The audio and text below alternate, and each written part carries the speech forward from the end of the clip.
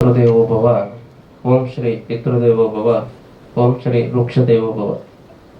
ಅವರಿವರೆನ್ನದೆ ವೇದಿಕೆಯಲ್ಲಿರುವಂತಹ ಎಲ್ಲ ಅತಿಥಿಗಣ್ಯರೇ, ಬಹುಮುಖ್ಯವಾಗಿ ವಿಶ್ವದಲ್ಲಿ ಮರಗಳೇ ನನ್ನ ಮಕ್ಕಳಂದಂತಹ ಏಕೈಕ ತಾಯಿ ವೃಕ್ಷಮಾತೆ ಸಾಲುಮರದ ತಿಮ್ಮಕ್ಕವರ ಪಾದಪದ್ಮಗಳಿಗೆ ನಮಸ್ಕರಿಸುತ್ತಾ, ಭಾರತ ದೇಶದ ಪ್ರತಿಯೊಬ್ಬ ಮನೆಯ ಅಜ್ಜಿ ಸಾಲುಮರದ ತಿಮ್ಮಕ್ಕ ಅಜ್ಜಿ. ಹಾಗಾಗಿ ಯಾರೇ ಕಾರ್ಯಕ್ರಮ ಕರೆದ್ರು ಹೋಗ್ಬೇಕು, ಅವ್ರ ಮನೆ ಕಾರ್ಯಕ್ರಮ ಅಲ್ವಾ. ಮಡೆನೂರು ಮನು ಅವರು ಬಹಳ ದಿನದಿಂದ ಅವ್ರ ಈ ಸಿನಿಮಾಗೆ ಸಂಬಂಧಪಟ್ಟಂಗೆ ಕರೀತಾ ಇದ್ರು. ಬಹುತೇಕ ಅಜ್ಜಿ ಈಗ ಕಾರ್ಯಕ್ರಮಗಳು ತುಂಬಾ ಕಡಿಮೆ ಹೋಗೋದು. ಅವ್ರ ಹೆಲ್ತ್ ಇಶ್ಯೂ ಇರೋದ್ರಿಂದ ಯಾವುದೇ ಸಾರ್ವಜನಿಕ ಕಾರ್ಯಕ್ರಮಗಳಿಗೆ ಹೆಚ್ಚು ನಾನು ಕರ್ಕೊಂಡು ಹೋಗೋದಿಲ್ಲ, ಇನ್ಫೆಕ್ಷನ್ ಮತ್ತೊಂದು ಅಂತ. ಅವ್ರ ಏಜು ತಮಗೆ ಗೊತ್ತಿದೆ ಅನ್ಕೊಂತೀನಿ. ಎಷ್ಟು ಹೇಳಿ ಅಜ್ಜಿ? ವಯಸ್ಸು ಹೇಳ್ಬೇಡ ಅಂತ ಬೇಡ, ಸುಮ್ಮನೆ ಇರಂತಿಲ್ಲ.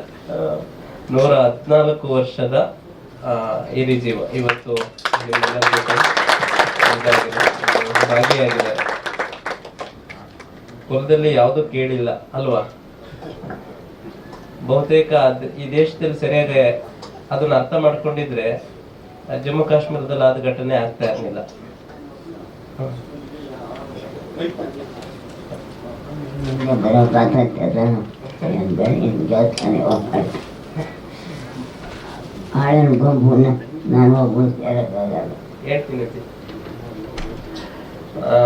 ಬಹುತೇಕ ನಾವೆಲ್ಲರೂ ಕೂಡ ಈ ದೇಶದಲ್ಲಿ, ಈ ಭಾರತ ದೇಶದಲ್ಲಿ ಪ್ರಮುಖವಾಗಿ ಈ ಜಾತಿ ವ್ಯವಸ್ಥೆ ಇಲ್ಲ ಅಂದಿದ್ರೆ ಈ ದೇಶ ಬಂಗಾರಗಳಲ್ಲೇ ಮನೆಗಳು ಕಟ್ಕೊಂಡು ವಾಸ ಮಾಡ್ತಿತ್ತು ಏನೋ, ಇತಿಹಾಸವನ್ನು ನೋಡಿದಾಗ.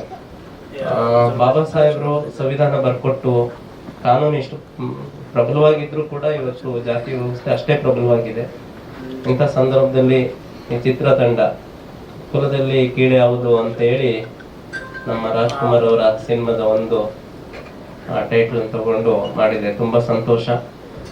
ಯಾಕೆ ಅಂದ್ರೆ ಸಮಾಜದಲ್ಲಿ ಈ ಜಾತಿ ಪದ್ಧತಿ ಹೋಗ್ಬೇಕು, ನಾವೆಲ್ಲರೂ ಕೂಡ ಒಂದೇ ಅನ್ನೋ ಭಾವನೆ ಬರಬೇಕು.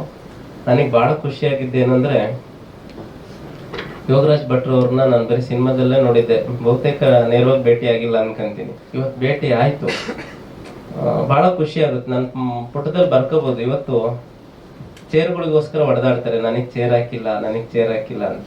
ಅದು ಯಾವುದೇ ತರ ಸಣ್ಣ ಕಾರ್ಯಕ್ರಮ ಇರ್ಬೋದು, CM ಕಾರ್ಯಕ್ರಮ ಇರ್ಬೋದು, PM ಇರ್ಬೋದು, ಇಲ್ಲ ಒಂದು ಗಲ್ಲಿ ಕಾರ್ಯಕ್ರಮ ಇರ್ಬೋದು, ಒಂದು ಚೇರಿಗೋಸ್ಕರ ಬಡ್ದಾಡೋರು ನೋಡಿದೀವಿ. ಅವರು ಅವ್ರಕ್ಕಿಂತ ಚಿಕ್ಕವ್ರನ್ನ ಕೂರಿಸಿ ಮುಂದ್ಗಡೆ ಹೋಗಿ ಕೂತ್ಕೊಂಡ್ರು ನೋಡಿ. ಇದು ಬಹಳ ದೊಡ್ಡ.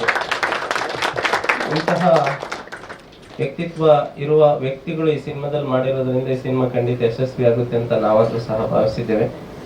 ಸಾಲುಮರದ ತಿಮ್ಮಕ್ಕ ಅವರು ಈ ಸಂದರ್ಭದಲ್ಲಿ ಬಂದು ತಮ್ಮೆಲ್ಲರಿಗೂ ಕೂಡ ಹಾರೈಸಿದ್ದಾರೆ, ಸಿನಿಮಾ ಚೆನ್ನಾಗಾಗ್ಲಿ, ಅದರಲ್ಲಿ ದುಡಿದಿರುವಂತಹ ಪ್ರತಿಯೊಬ್ಬರಿಗೂ ಕೂಡ ಒಳ್ಳೇದಾಗ್ಲಿ, ಸಮಾಜಕ್ಕೆ ಒಂದು ಒಳ್ಳೆ ಸಂದೇಶ ಕೊಡ್ಲಿ. ಎಲ್ಲರೂ ಕೂಡ ಅಜ್ಜಿ ತರ ಒಂದು ಕ್ಲಾಸ್ ಓದಿಲ್ಲ, ಅವ್ರು ಹುಟ್ಟಿದ್ದೊಂದು ಹುಲ್ಲು ಗುಡಿಸ್ಲಲ್ಲಿ.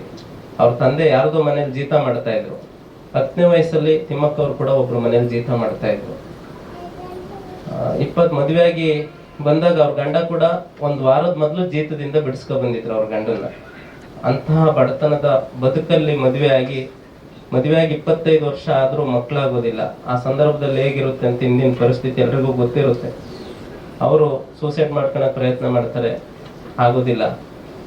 ಗಂಡನ್ಗೆ ಇನ್ನೊಂದು ಮದುವೆ ಮಾಡಕ್ ನೋಡ್ತಾರೆ, ಹೆಣ್ಣು ಯಾರು ಕೊಡೋದಿಲ್ಲ. ದತ್ತು ಕೇಳ್ತಾರೆ, ನಿಮಗೆ ತಿನ್ನಕ್ ಗತಿಲ್ಲ, ನಮ್ಮ ಮಕ್ಕಳು ಕೊಟ್ಟು ಏನ್ ನೋಡ್ಲಿ ಅಂತಾರೆ. ತುಂಬಾ ನೊಂದಂತಹ ತಿಮ್ಮಕ್ಕ ಅವರು ಒಂದು ನಿರ್ಧಾರಕ್ಕೆ ಬರ್ತಾರೆ, ಮರನೇ ನನ್ನ ಮಕ್ಕಳು ಅಂತ. ಜಗತ್ತಲ್ಲಿ ಯಾರು ಕೂಡ ಹೇಳಿಲ್ಲ ಈ ಮಾತನ್ನ.